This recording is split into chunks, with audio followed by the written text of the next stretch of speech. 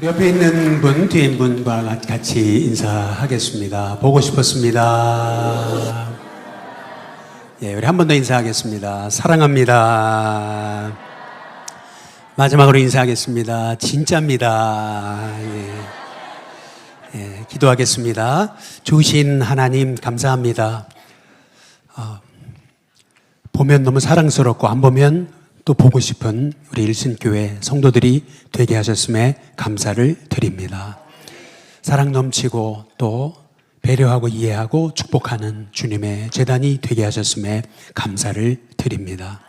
언제나 주님의 전에 올 때마다 마음이 평안해지고 힘을 얻고 또 세상에 나갈 때는 하나님이 주신 용기를 가지고 세상 속으로 나아가는 저희들이 되도록 인도해 주옵소서. 인생의 완벽한 인생 설명서를 우리에게 주셨음에 감사를 드립니다.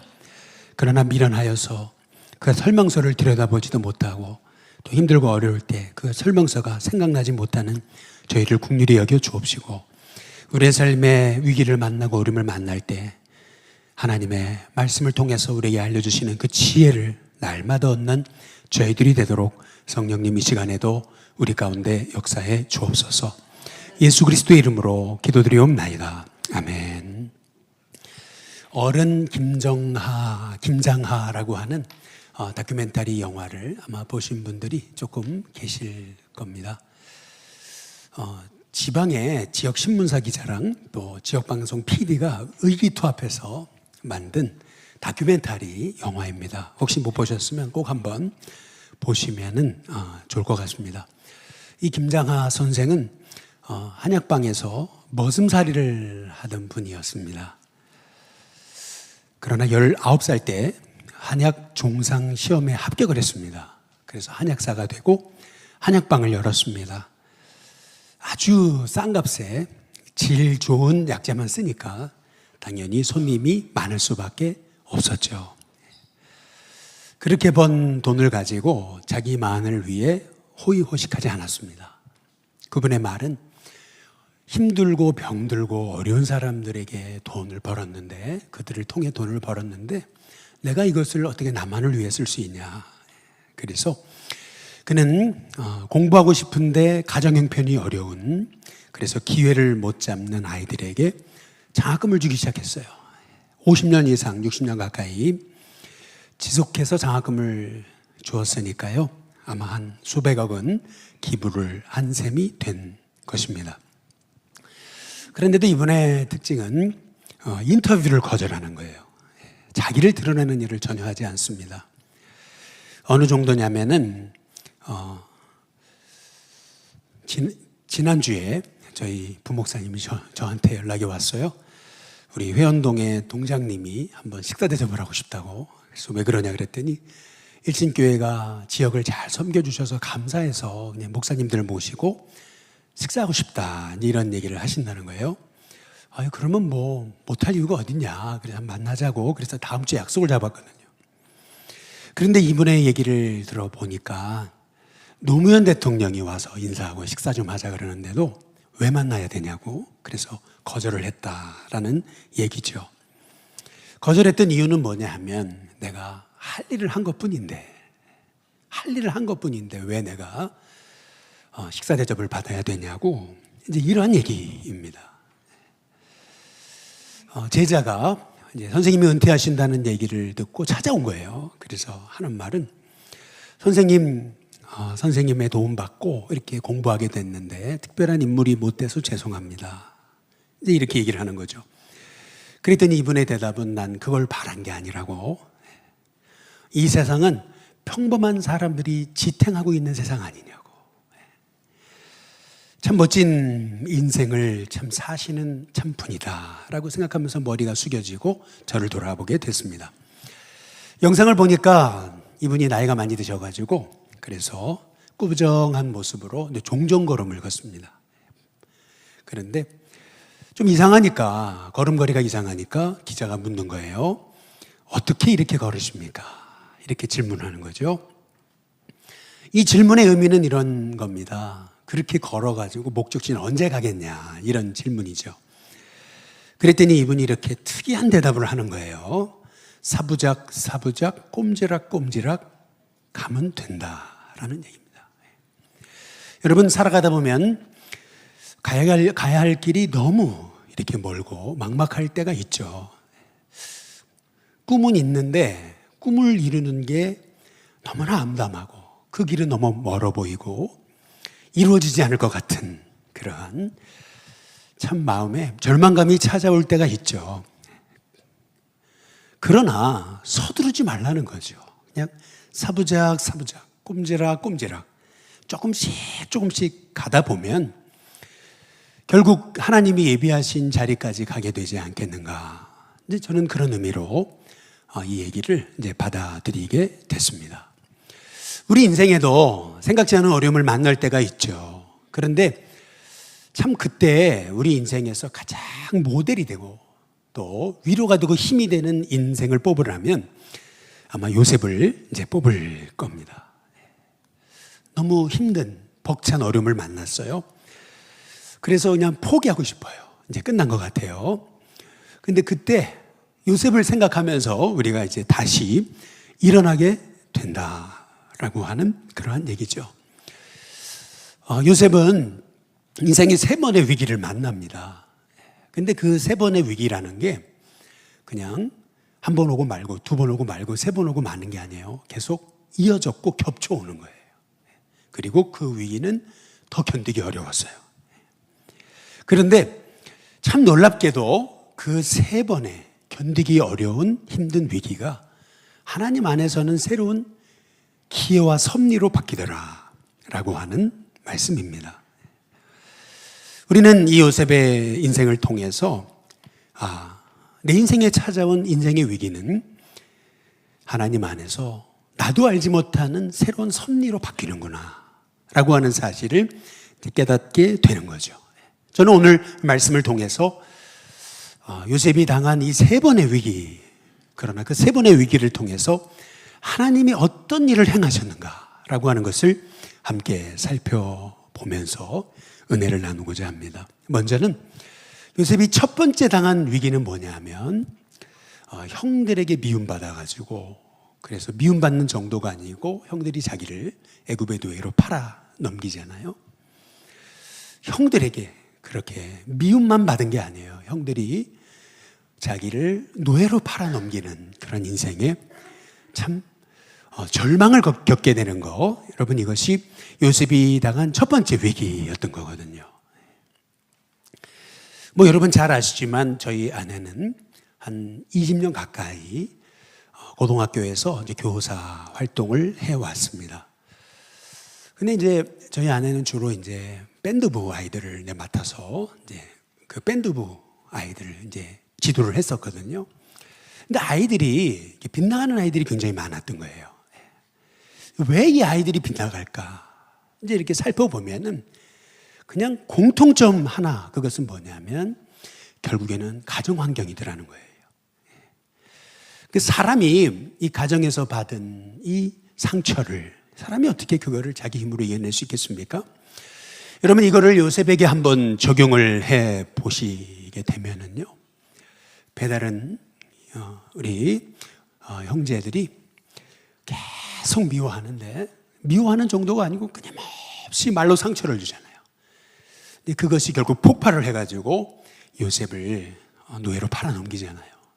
요즘에 우리 이 김정은이 우리 그 북한의 청년들을 러시아로 1만 명이나 보냈잖아요.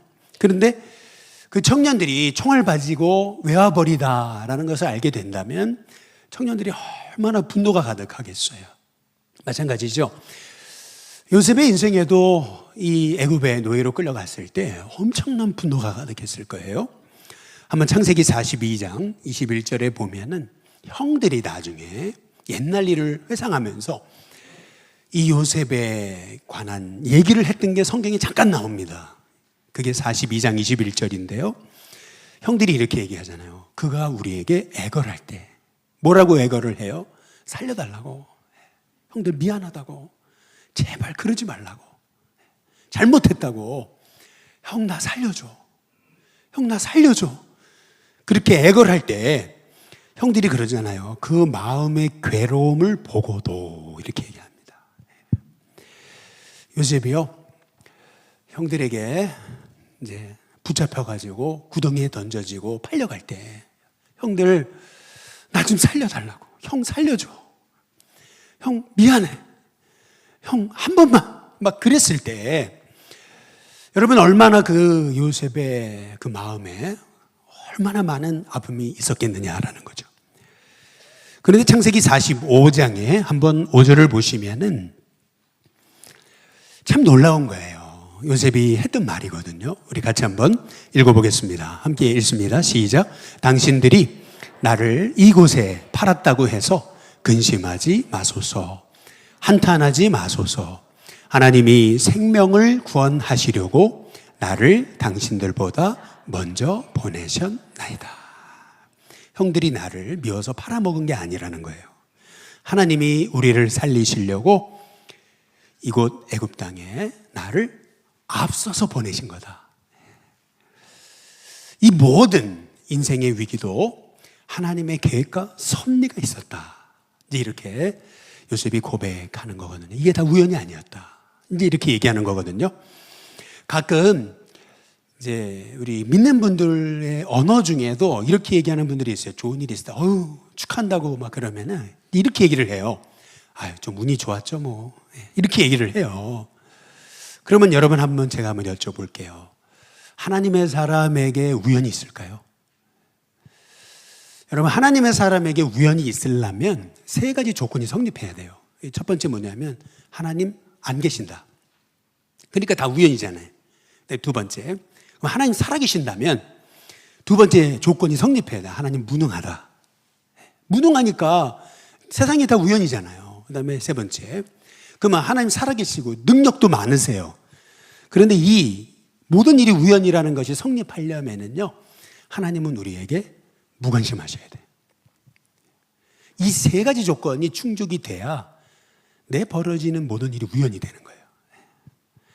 그러나 여러분, 하나님 살아계시잖아요. 그리고 하나님 전능하시잖아요. 믿으십니까? 그리고 여러분, 하나님 여러분 사랑하시잖아요.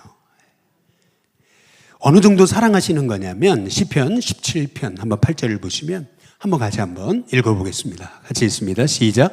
나를 눈동자같이 지키시고 주의 날개에 그늘 아래에 감추사. 날개가 새가 자기 새끼를 날개로 보호하듯이 하나님 그렇게 눈동자같이 우리를 지키실 뿐만 아니라 우리를 보호하신다. 이것이 성경의 말씀이거든요. 내일 우리 의준이가 이제 공군으로 입대를 해요. 이제 훈련을 마치면 부모님 찾아가시겠죠.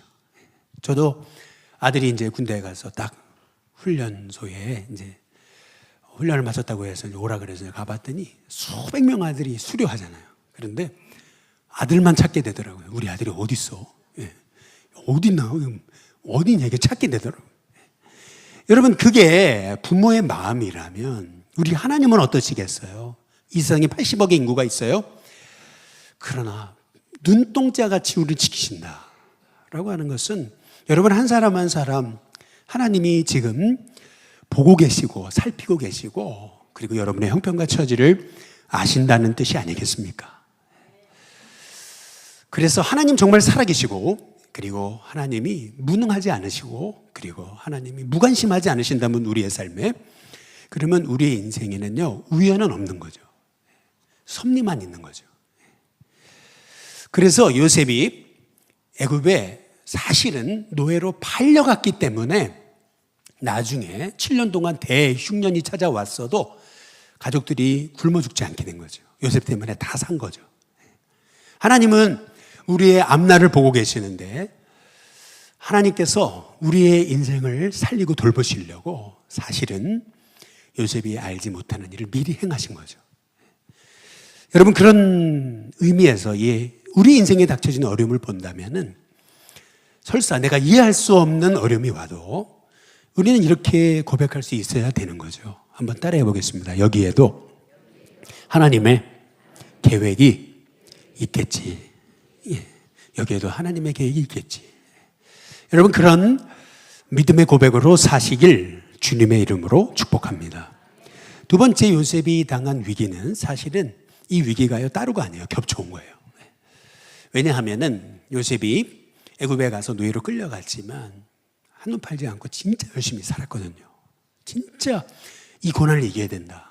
오로지 그 마음을 가지고 10년을 버텨온 거예요. 그랬더니 하나님이 요셉을 도우셨잖아요. 그래서 하는 일마다 잘 됐어요. 성경에 보니까 요셉을 위하여 하나님이 그 집, 주인의 집에 그 집과 밭에 있는 모든 소유에 하나님 복이 미쳤다고 그래요. 요셉 때문에 그 가정에 하나님 복을 주신 거죠. 그러니까 요셉이 이제 너무 잘 되기 시작한 거예요. 한 10년쯤 지났어요. 그런데 이 가장 잘 됐던 이 시점에서 뜻밖에도 이 주인의 아내, 보디발의 아내가 요셉을 유혹하죠. 근데 말씀대로 그걸 물리쳐요. 근데 그것 때문에 누명을 쓰고 요셉은요, 왕의 죄수들이 갇히는 감옥에 들어가는 거예요. 왕의 죄수들의 갇히는 감옥에 들어갔다는 얘기는 정말 흉악범들이 들어가는, 당장 죽을 수도 있는 그런 위험한 감옥에 들어갔다는 얘기죠. 여러분, 왜 이 요셉이 닥친 두 번째 위기가 첫 번째 위기보다 더 힘들 없겠나? 이유가 있어요. 그건 뭐냐면 10년간 노력했잖아요. 정말 노력하고 꿈꾸고 달려왔잖아요. 또 잘 됐어요. 어느 정도. 그러니까 이쯤 되면 그래, 뭔가 내게도 하나님의 일들이 일어나겠지. 이제 기대감을 갖게 된 거거든요. 이쯤 되면 나도 고향에 돌아갈 수 있을지 몰라. 조그만한 여러분 그런 기대감이 생겨지게 되는 거예요. 사실은요, 이 기대감이 무서운 겁니다. 기대가 없으면 실망도 크지 않아요. 그런데 기대감이 클수록 뜻대로 안 되고 벽에 부딪혔을 때 절망감은 너무 큰 거예요. 사실은. 노력하지 않았으면 몰라요. 근데 열심히 노력했는데 뜻대로 안 되면은요, 그 사람에게 찾아온 절망감이는 너무 큰 겁니다. 죽음의 수용소에서 빅터 프랭클의 유명한 고전이 있잖아요. 이번 주에 다시금 이렇게 살펴보는데 전에도 한번 나누었죠. 같이 이 수용소에서 수감되어 있던 한 사람이요, 갑자기 꿈을 꿨다고 이제 그러더니 하는 말이, 계시자를 만났는데 내가 물어봤다고, 이 수용소 생활이 언제 끝나냐고. 그랬더니 꿈에서 나타났던 그분이 자기에게 3월 30일이라고 알려주더라는 거죠. 그때가 언제냐면 3월 초. 한 달만 기다리면 우리는 풀려난다는 거예요. 그러면서요, 사람이 딴 사람이 되더라는 거예요. 배고픔이 나오는데도 다 나눠주면서 우리는 이제 자유를 얻을 거야. 매일 그 소망에, 기대감에 불러가지고 매일 업돼가지고 사람이 사는데 3월 29일 날 딱 바로 30일이 자유가 되리라고 계시를 받은 날이잖아요. 그런데 29일 날 여전히 아무런 변화가 없는 거예요. 그때 이 사람이 쓰러지더라는 거죠. 그리고 이 사람이 언제 죽냐면은 3월 31일, 딱 이틀 만에 죽는데, 사인은 뭐냐 하면은 발진 티푸스였다는 거예요. 무슨 말이냐면 이틀 만에 면역성이 떨어져가지고 그래서 그냥 그 사람이 즉사하더라라는 얘기예요. 너무 이 빅터 프랭클 박사는 그 광경을 보고 충격받은 거죠. 사람의 절망이라는 게 저런 거구나. 기대가 컸는데 기대가 무너졌을 때 이 사람의 그 절망감이란, 인생을 저렇게 극도의 면역성이 사라지는 것으로까지 사람을 그렇게 나락으로 떨어뜨릴 수 있구나. 여러분, 사실은 요셉이 겪은 이 위기라는 거, 두 번째 위기라는 거, 우리는 그냥 요셉이니까 이렇게 생각할지 모르지만 10년 동안 얼마나 성실하게 살았습니까? 인정도 받았잖아요. 이제 소망도 생겼어요. 그런데 누명을 쓰고 감옥에 들어가 버리죠. 얼마나 절망적이었을까. 이게 요셉이 만난 상황이죠. 근데 여러분, 성경은 뭐라고 말씀을 하시는 거냐면 시편에 보면 당시의 상황을 이렇게 얘기합니다. 105편에 17절과 18절에 보면 이렇게 얘기합니다. 그가 한 사람을 앞서 보내셨으며, 한 사람이 누구냐면 요셉이거든요. 종으로 팔렸어요. 그리고 감옥에 들어갔어요. 그의 상황을 이렇게 얘기합니다. 18절에 그의 발은 착고를 찼다 그랬습니다. 그의 몸은 쇠사슬에 매었다 그랬어요. 얼마나 그의 인생이 절망적이 됐는가 성경이 말하고 있는 거거든요. 그런데 놀랍게도 성경은 이렇게 얘기하는 거예요. 당시의 상황을. 시편 105편 20절에 한번 보시면은 같이 한번 읽어보시겠습니다. 같이 읽습니다. 시작. 왕이 사람을 보내어 그를 석방하며 뭇백성의 통치자가 그를 자유롭게 하였도다. 알고 보니까 요셉이 감옥에 들어간 것은 하나님이 바로를 만나게 하시려고 요셉을 앞서서 그 감옥에 보내신 거다라고 하는 말씀입니다. 요셉이 감옥에 가지 않았더라면은 아마 보디발의 집에 가정총무로 끝났을 거예요. 뭐 고향으로 돌아갔을지도 모르죠. 그러나 요셉이 감옥에 들어갔기 때문에 바로를 만났기 때문에 요셉이 애굽의 총리가 됐고 총리가 되었기 때문에 온 땅 백성뿐만 아니라 그 가족을 살리는 그러한 복의 통로가 되었다라고 성경이 말하고 있는 거죠. 우리는 요셉의 인생을 통해서 하나님의 섭리가 어떻게 이루어지는가. 하나님께는 우연은 없는데 하나님께는 섭리만 있는데 근데 그 섭리는 어떻게 이루어지는가라는 걸 알 수가 있어요. 그것은 뭐냐면 때론 하나님의 섭리는 고난을 통해서 이루어진다라고 하는 것을 볼 수가 있는 거죠. 근데 그 고난이라는 게 너무 견디기 어렵다라고 하는 거죠. 요즘 여러분 뭐 산 많이들 가시죠? 저도 남산 자주 올라갑니다. 요즘에 올라가면은 나무의 특징들이 있잖아요. 나뭇잎이 다 떨어져.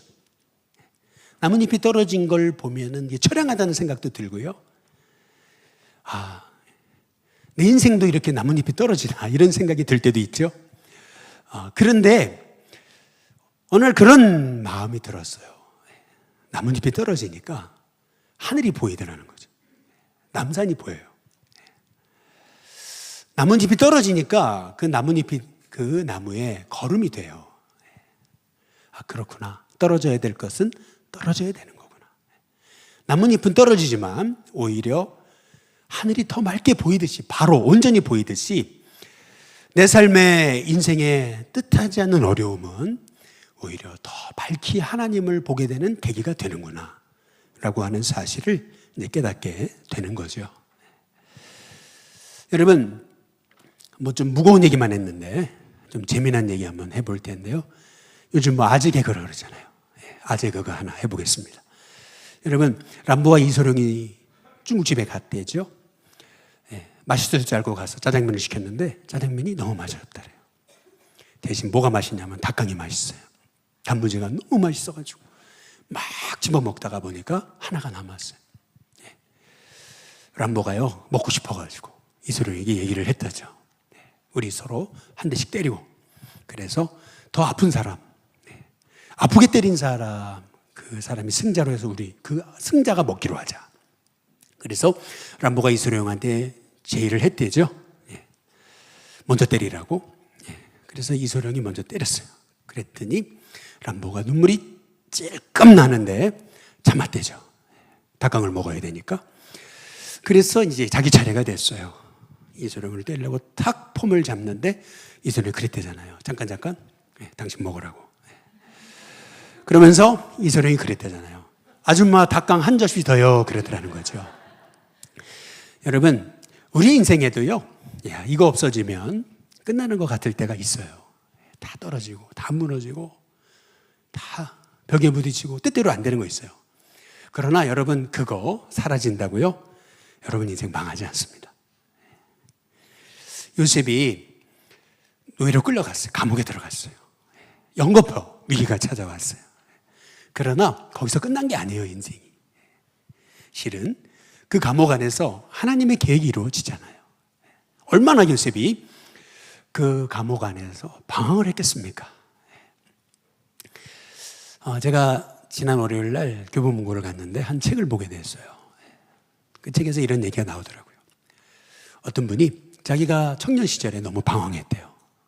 너무 방황을 했는데 하루는 파우스트를 보다가 괴테의 파우스트를 보다가 야 문구 하나가 자기에게는 하나님의 음성을 들렸대요. 너무 방황하는 이 파우스트의 방황을 맵스토펠리스가 이제 고발하거든요, 하나님께. 그때 하나님이 그러시더래요. 뭐라 하냐면, 사람은 노력하는 한 방황하게 마련이다. 여러분, 우리가 실은 노력하기 때문에 때때로 안 될 때가 있는 거죠. 열심히 기도하는데 응답이 없으니까 더 우리가 절망이 찾아오는 겁니다. 여러분, 여러분의 삶에 절망이 찾아오고 뜻대로 안 됩니까? 위기가 찾아왔습니까? 여러분, 그러나 요셉의 인생에 첫 번째만이 아니라 두 번째 더 큰 위기가 왔어도 하나님은요, 요셉도 알지 못하는 새로운 계획을 이루어 가고 계셨다는 거죠. 여러분, 이것이 우리가 요셉의 인생을 통해 봐야 될 하나님의 음성인 줄로 믿습니다. 마지막 세 번째로 요셉이 당한 위기는 사실 이게 가장 큰 위기였는데요. 왜 요셉이 당한 세 번째 위기가 가장 큰 위기였던 거냐면요, 자기가 꿈을 해석해 준 술 맡은 관원장이 자기 꿈의 해석대로 전직을 회복해서 바로 앞에 서거든요. 잘 되거든요. 그런데 이 술 맡은 관원장이 요셉을 까마득히 잊어버리잖아요. 성경은 그 상황을 이렇게 얘기를 해요. 40장 23절입니다. 한번 같이 한번 읽어보겠습니다. 같이 있습니다. 시작. 술 맡은 관원장이 요셉을 기억하지 못하고 그를 잊었더라. 저는 그 전에는 이 말씀이 이게 눈에 안 들어왔어요. 그냥 잊었더라만 들어왔거든요. 근데 오늘 이 지난 한 주 말씀을 계속 묵상을 하다가 그렇구나라는 걸 깨달았어요. 그게 뭐냐면은 다시 40장 23절을 띄워줘 보시면 이렇게 얘기합니다. 술 맡은 관원장이 요셉을 기억하지 그다음 뭐죠? 못한 거예요. 왜 잊었냐면 요셉을 기억하지 못한 거예요. 이게 무슨 말이냐면 술 맡은 관원장이 일부러 요셉을 잊어버린 게 아니에요. 요셉을 기억하지 않은 게 아니에요. 요셉을 기억하지 못한 거예요. 여러분, 술 맡은 관원장이 요셉을 바로 앞에 세우는 게 아닙니다. 요셉은 술 맡은 관원장에게 나 좀 잘 봐달라고. 난 지금 여기 끌려올 사람 아니라. 나 잘못한 거 하나도 없다고. 그러니 바로를 만나면 꼭 내 얘기 좀 해달라고 청탁을 넣잖아요. 근데 신기하게도 술 맡은 관원장은 요셉을 기억하지 못하고 잊었다고 얘기합니다. 못했다라는 얘기는 뭐죠? 여러분, 성경이 강조하고 있는 것은 뭐냐면 술 맡은 관원장이 요셉을 바로 앞에 세우는 게 아니에요. 못해요, 못해. 누가 하시는 거예요? 하나님이 하시는 거예요. 여러분의 인생이요, 누군가가 여러분을요 인생 풀어줄 것 같죠? 아니에요. 여러분, 하나님이 푸시는 줄로 믿습니다. 사람은요 잘 되면요 어려웠던 시절이 있는 거예요. 잊어버려요. 누가 잘 됐는데 자기 기억해 주지 않고 뭐 연락해 주지 않고 아는 척도 안 한다. 여러분, 너무 거기 상처받을 필요 없어요. 사람은요 잘 되면요 어려웠던 시절 금방 잊어버려요. 그게 이스라엘 백성이잖아요. 가나안 들어가자마자 하나님 잊어버렸어요. 한 세대도 안 돼가지고 하나님 다 잊어버렸어요. 그게 성경이에요. 성경 얘기예요. 사람은 잘 되면은요 절대 옛날 기억, 사람 다 잊어버립니다. 그러니까 누가 여러분 기억해 주지 않고 연락 안 하고 그래 서운해요? 그러면 서운하시면, 정서운하시면 먼저 전화하시면 돼요. 그러나 여러분, 사람은 잘 되면 옛날 거 다 잊어요. 그게 사람이에요. 사실은 요셉의 인생에서 가장 이 세 번째가 위기라고 말씀드리는 이유는 뭐냐면은 그 전에는 사람에게 상처받은 거예요. 그 전에는요 인생이 억울할 뿐이에요. 그런데 세 번째 위기는 어떤 위기냐면요, 실은요 하나님께 실망한 거예요. 이제는 하나님께조차 실망한 거예요. 아니, 해볼 거 다 해봤잖아 이제는. 근데 2년 동안 하나님 잊어버리셨던 것처럼 보이는 거잖아요. 그러니까 다시 말하면 요셉에게 있어서 이 세 번째 위기는요, 이거는요 완전 영적인 시험이었던 거죠. 그러나 여러분, 하나님은요 여러분의 시간표에 맞춰 일하시는 분이 아닙니다. 하나님은 하나님의 계획표가 있습니다. 그래서 하나님의 시간표를 바라보고 그 시간표에 따라 사는 인생이 되는 것이 결국 승리의 비결이라는 거예요. 그래서 너무 서두르고 내 뜻대로 안 된다고 낙심하고 막 사람 원망하고 그럴 필요 없어요. 그냥 사부작 꼼지락꼼지락 가면 돼.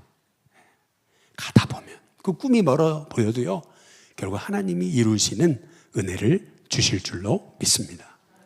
제가 단독 목회를 나갈 때 한번 말씀드린 기억이 있어요.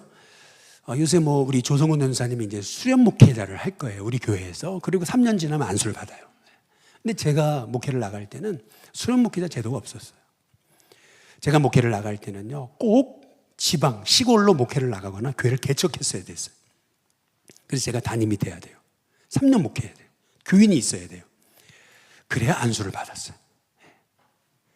근데 문제는 뭐냐면, 저는 하나님의 부르심을 받고 이상한 그런 마음의 고백이 있었어요. 그게 뭐냐면, 친구들하고 자꾸 놀러 다니고 막 이런 것이 죄라고 여겼어요. 그래서 저는 교회, 학교, 집밖에 몰랐어요.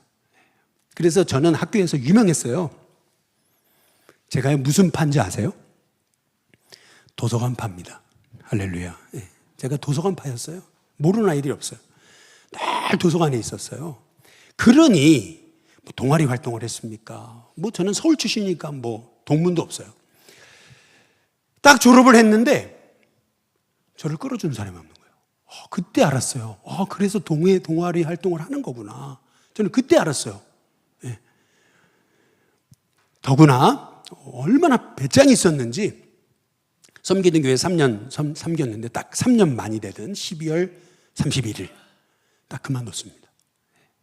이유는 다음 우리 목회자가 와서 1월 첫째 주부터 사역해야 된다. 그리고 제가 중간에 그만두면은 교회 아이들이 이 양육하는데 뭔가 맞지 않다. 그래가지고 교회에다 얘기를 하고 12월 30일을 딱 사임했어요. 그리고 저희 가정이 그때 어려웠기 때문에, 저는 서울 출신인데, 그런데 제가 살게 됐던 곳은 서대전이었어요. 서대전 내려갔어요. 그러니 만나는 사람도 없고 불러주는 사람도 없고, 저는 그래도 하나님 살아계시니까 이제 곧 목회자가 나겠지 이러고 배짱을 튕겼어요. 누구한테도 전화 안 했어요. 하나님 하시면 하는 거지 뭐. 그랬는데 1월, 2월, 3월, 4월이 됐습니다. 그런데요, 한 사람도 전화를 주지 않아요. 제가요, 그때부터요, 두려움이 몰려오고 염려가 몰려오고 걱정이 몰려오는데, 저는 나중에 알았어요. 그게 일종의 이게 공황장애 같은 거였구나. 막 죽을 것 같아요. 막 집에서 뛰어내리고 싶었어요. 막 너무 괴롭고 죽을 것 같고 막 숨 막히고 막 너무 괴로웠어요. 그래서 어떻게 해야 될지 몰라가지고요. 그래서 그냥 막 어떻게 해야 될지 모르는 순간에 제 마음속에 들려오는 찬송 하나가 있었어요. 그게 뭐냐면 찬송가 384장이에요. 나의 갈 길 다 가도록 예수 인도하시니. 그 다음 가사가 뭐냐면 내 주 안에 있는 긍휼 어찌 의심하리요. 그 찬양을 부르는데요, 눈물이 터졌어요. 그냥 집에서 엉엉엉 울었어요. 근데 신기하죠? 그리고 그 다음 주에 친구가 전화 왔어요. 홍천을 놀러 오라고. 놀러 갔어요. 근데 그 옆에 있는 교회 목사님 저를 보시더 저를 어떻게 그렇게 잘 봤는지 모르지만 그 목사님이 저한테 했던 말이 있어요. 네, 후임자로 와달라고. 그래서 목회를 나가게 됐어요. 여러분, 하나님의 사람에게 하나님 살아계신 한 여러분 우연은 없습니다. 섭리만 있을 뿐이에요. 근데 그 섭리는 내가 감당하기 어려운 것 같은 고난을 동반합니다. 그러나 여러분, 하나님이 허락하신 인생에는요, 마침표가 없어요. 하나님 부르시기 전까지 하나님이 허락하신 인생에는 쉼표만 있는 거예요. 잠깐 쉬었다 가라고, 멈췄다 가라고, 끝나지 않았다고. 여러분, 내 인생에 하나님의 꿈을 가지고 기도하며 나가는데 그 기도의 제목이 응답되는 게 너무 멀어만 보이잖아요. 여러분, 그때마다 사부작 하세요. 꼼지락 하세요. 너무 서두르지 마세요. 결국 하나님 약속 붙들고요. 하나님의 섭리를 의지하고 가다 보면 하나님이 요셉에게 허락하신 그 세 번의 위기조차 세 번의 섭리로 바뀌어지는 은혜를 허락해 주실 줄로 믿습니다. 그 여러분의 하나님이십니다. 하나님 돌아가신 거 아니에요. 하나님 무능하지 않으세요. 하나님 여러분 때 무관심하지 않으세요. 그렇다면 여러분에게 있는 인생의 어려움도 하나님의 계획이 있는 줄로 믿으시기를 바랍니다. 그래서 하나님이 주신 그 요셉의 복을 허락하시되 하나님 요셉의 믿음을 우리에게도 허락해 주옵소서 기도할 수 있는 저와 여러분이 되시길 주님의 이름으로 축복합니다.